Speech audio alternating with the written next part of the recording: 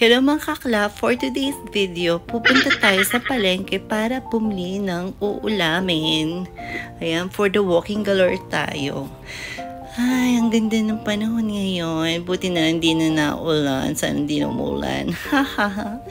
Ayan, for the walking tayo, mga kakla.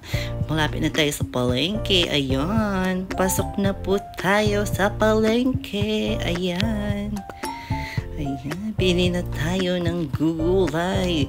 Dito lang po yan, kay Berhel Store, sa mga gulay na fresh. Bili na po tayo ng hipon. Ayan. At bibili din ako ng tinapay para sa aking breakfast. Ayan na, may nakita ko ang pinsan kong fresh. Hello. Ayan. Pauwi na po tayo. Nakasakay na ako ng jeep, mga kakla. Yan, nandito na po tayo. Diba? Ang saya ng bakla. Ayan, magluluto po tayo ng spinach sardinas na malaakla at garlic shrimp na malaakla. Ayan, mantika, margarine. Lalagyan na natin. Ayan, ang bawang. Maraming bawang guys para mas masarap ang shrimp. Garlic natin na malakla. Ayan, sauté-sauté lang para fresh ang luto natin. Diba? Ayan. Hintayin natin maging siya, golden brown ang mga garlic. Ayan, lalagyan na natin ang hipon. Ayan, diba? Ang fresh na mga hipon. Ang laki na yan mga guys. 400 yung kilo. To, kalahati lang yan, pero ang dami na, diba? Ang sarap ng mga hipon. Ang fresh pa. Yan, maglalagay din akong garlic powder para mas masarap siya. Ayan.